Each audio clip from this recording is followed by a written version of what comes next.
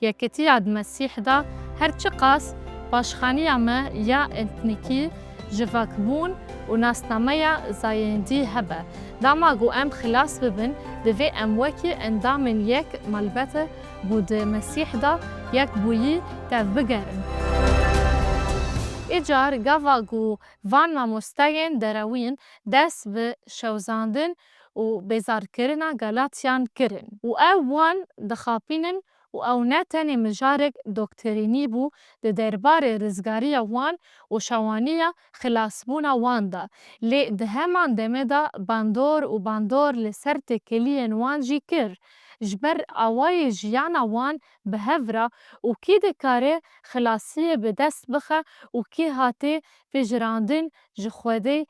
Ev beşek ji pirsgirêka wan a îdeolojîk bû lê di warê têkiliyan de ji bandorê li wan kir. Ji ber vê yekê jî Pawlosê şandiyan bi awayekî pir zelal vê yekê didomîne û dibêje, ev yekbûna di Mesîh de çi qas bêaqil e. Bi rastî ev gotinekî xurt û zelal e. Ew di Galatya 3:26-28 da dibêje, çimkî hûn hemû bi baweriyê kurên Xwedê ne. Niha li vir em dikarin vê rastiyê destnîşan bikin û em bawermend hemî zarokên Xwedê ne. Ew behsa her du zayendan mêr û jiyan dike. Çimkî hûn hemû bi baweriya bi Mesîh Îsa kurên Xwedê ne, çimkî hûn hemûên ku bi Mesîh îmade bûne, Mesîh li xwe kirine, ne Jîhû û ne Yûnanî hene, ne xulam û ne jî azad hene. Koletî li seranserê cîhana Romayî gelemperî û pir navdar bû, nêr û mê tune, çimkî hûn hemû di Mesîh da Îsa da yek in. Wekî ku hûn dibînin ev pirsgirêkek rastîn bû, nemeza di jîhotiyê de ji hêla girêdana wê ya bêkarbarên miletan ra. Wekî ku me berê jî got, Pitros şandî di mijara algeriyê de pirsgirêkek rastîn hebû, heta 5 sal piştî ku ew bi şandiyên duyemîn re bû damerzerînê re derê. Bi rastî wê fêm nekir ku Xwedê ji mirovan hez nake, heta ku ew 5 sal derbas kirin û dîtina sifrê ya ku ji ezmenda xwe re nedîtin. Gava ku ew hat xwarê û li wê derê li Qeyseriyê bi Kornelyos re dest bi axaftina kir, bila em bala xwe bidin ku Pitros şand çi got. Ew di kitêba karên şandiyan 10:28-29 da dibêje, paşê Pitros ji wan re ango ji Kornelyos û maliyên wî re got. Em ji bîr nekin ku Petrosê şandî bawermend û peyrewê Xwedan Îsa bû û ji bo ku Mesîh ji cihûwan re bide bihîstin, li her derê diçû û ji bo îsbatkirina ku Îsa Mesîh Mesîhê çavêrkiriye, keramet jî dikir. Tu dizanî çi qas heram e ku jîhû bi yekî xerîb ra têkilî daynîn an ji werin bawî? Ey Pitros, ev çend sal e ku tu li pey Îsa Mesîh diçî û hîn jî tu ji van gotinan bawer dikî. û Pitros şandî ne çarma îtiraf kirin, bi rastî min jê bawer kir, ev axaftin. Bi gotinekî din wî difikirî ku Îsa Mesîh tenê ji ber jîhû wan hat. Ev nîşan dide ku jûdakariya nîjadî çawa nikare bidome û her û her bimîne. Lê berdewam dike û dibêje, lê Xwedê nîşanî min da ku ez nebêjim wekî napek û napek, ji ber vê yekê gava ku we gazî min kir, ez bê nakok hatim, ji ber vê yekê ez ji we dipirsim we çima gazî min kir û li vir bêguman ew bi Kornelyos re dipeyive. Ji ber vê yekê em dibînin ku çawa pêşdarazî û fanatîzm dikare ramin û hişê me bervajî bike û di vê rewşê de pirsgirêk پێشکەفتی بوو ji herengîya nîjadî û dilxwaziya tê vê wetayê ku em mirovên dildar û navdar in lê Xwedê kurê xwe şand ku ji bo tevahiya jîhanê bimire. Pitros şand karîbû vê yekê fehm bike û fehm bike û piştî ku Kornîlyos bi tevaha malbata xwe va ji pitporestiyê bû xrîstiyanîyanî, werin em li tiştên ku Pitros şandî gotiye binêrin. Em dikarin sernavekî bidin vê beşa Încîlê ku jê re bibêjin ronahîkirina Pitros şandî an guhêrtin an veguherîna duyemîn, wekî rêyek ji bo ravekirina guherîna mezin a ku di jiyana Pitros şandî de qewîmî û ron karibîne ku piştî ku wî fehm kir ku Mesîh ji bo hemû mirovan hatiye di jiyana wî de çêbû. Paşê Pitros di vê xwe vekir û got: bi rastî ez niha dibînim ku Xwedê qîmetê nade mirovan û gava ku ew dibêje niha tê çi wetayê? Pitros difikirî ku Xwedê hurmetkarê mirova ye û ew alîgir e. Lê niha 5 sal piştî ku Dêrê ji dayîk bû, Pitros şandî wiha dibêje: min ev peyam fêm kir ku Xwedê xêrxwazî nîne û ferqê nexe navbera ti kesî. Lê di her miletî de yê ku baweriyê bi wî bîne û razdariyê bike ji wî re meqbûl be. Gava ku Pawlos li serensarê jîhana Romayê digeriya, wî dît ku heman pirsgirêk jar bi jar dubare dibe nameza di navbera jî û miletan de. Dîrok bi van tiştan tijîye, ne tenê ji perspektîfa jîhû û neteweyan lê ji hêla jîvaka navnetewî û hemî komên etnîkî vayê jî.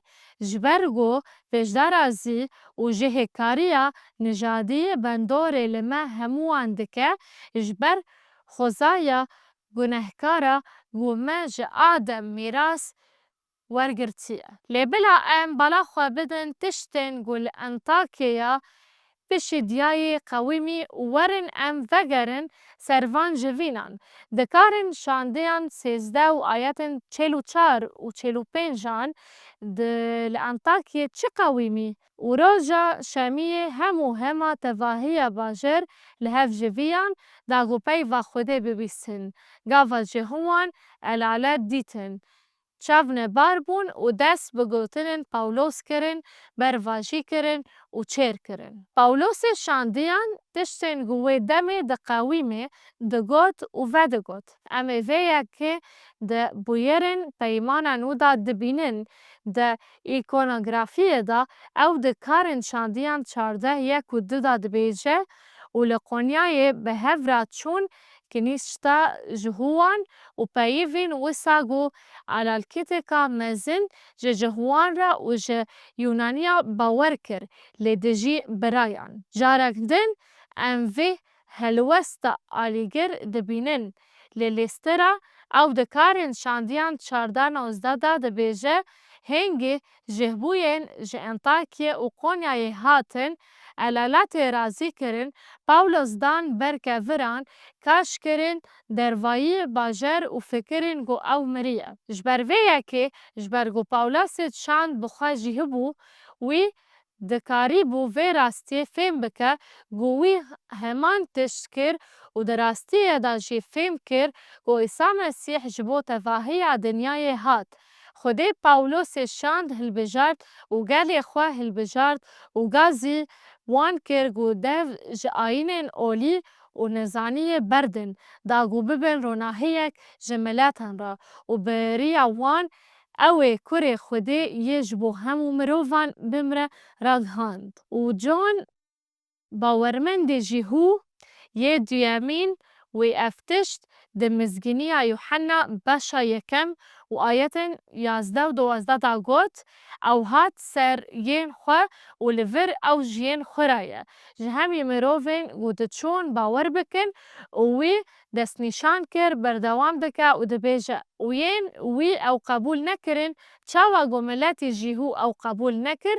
Ev rastiyekî dîrokî ye, lê bi hezaran jîhû باوري بمسيح آنين جبرگو أصل و جوهر جوینا لأورشليم أفبو لوما مزگنوان يوحنا دومينة و دبيجة لهموين جو أو قبول كرن وما ويوانن جو بنا وي باور دكن جدابو ببن زاروكن خودي غاوا جو أم دبيجن بنا خو تشتك بنا جسوسا مسيح و گریدای یگو ناسنامای وی یگو جسوسای دیار دکه جبرگو ام دنامای ج فیلیپیان را دخوینن گو مسیح جبرگو د شکل خدا بو د زیاب خودی را مکهف ندید د شکل مروفنده و او د شکل مروفنده هاد دیتن خو نظم کر حتی مرنه لسر خاچه جبو گنهن تواهی دنیای مر لیروژه که واگو انجیل دبیجه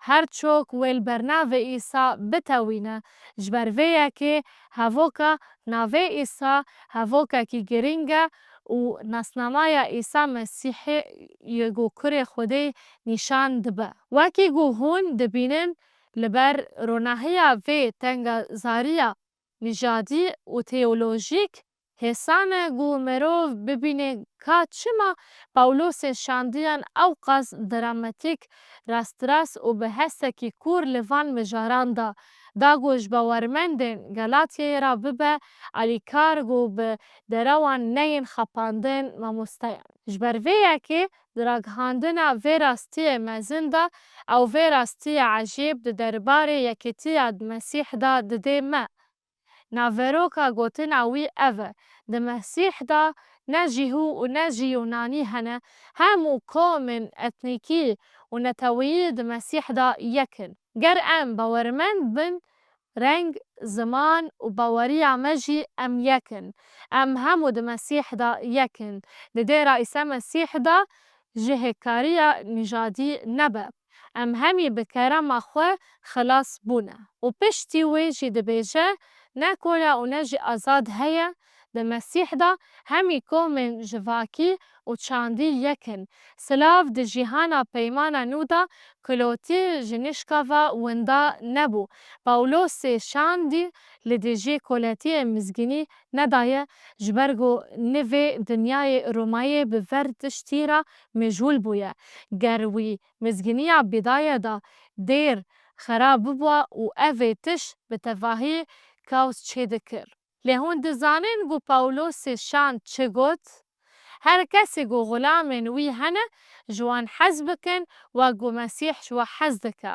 و د داویه دا اف بو صدام آزاد کرنا کولین د دیره دا وی امر لغلامان کر و جوان را گوت غلامان وک مسیح بترس و لرز و بدلگرمی بیا اخاین خوا ین لگور بدن بکن دما گو ما اف هر دو تشدان هف وی راستی امازن کولاتیا د دیره دا هلوشان د جیهانا رومای دا کولاتی نهاد تنکرن لد دیره عیسی مسیح دا هات تنکرن نه غلام و نه جی آزاد نه مسیح دا هیا نه نیر و نه جیمه هیا د مسیح دا و ج پرسپکتیف خوده یا هر هایی دا نافبره زایندان د جهودایی تنه نیر و می تنه هیا اف پرسک در دخی هوله ما پاولوس شاندی هین ناکه گوژن و مر ادی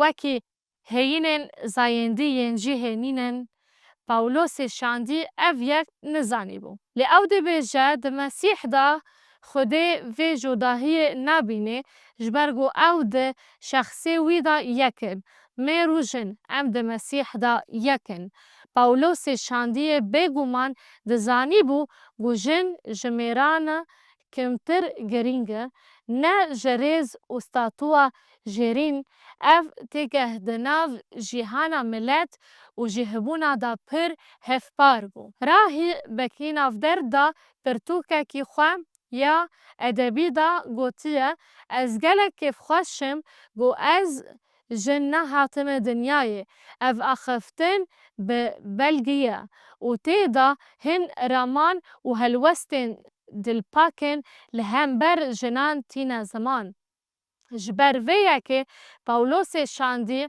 di navdêra Îsa Mesîh de li ser vê pirsê radiweste. Niha ev me digihîne pirsek pir pratîk û ev pirs bi tenê ye. Em çawa dikarin di jivînê de yekîtiyê pêk bînin dema ku ji bo mêr û jinan hin rolên ku Xwedê şewirandî û dest nîşan kirî diparêzin.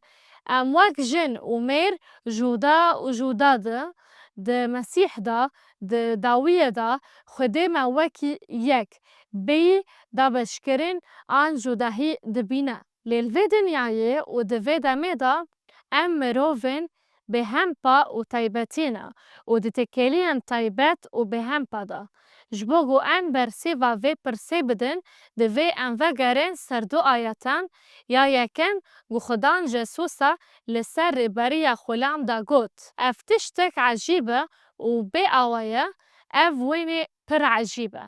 Metta 23:11 Serokatiya xulam û mezinê wê yanî mezinê we dê bibe benda wê. Ev peyvên xurt û xweş in, belê yê ku di nav we de herî mezin e, bila wek yê herî biçûk, yê ku di ser de yê wek xulam be.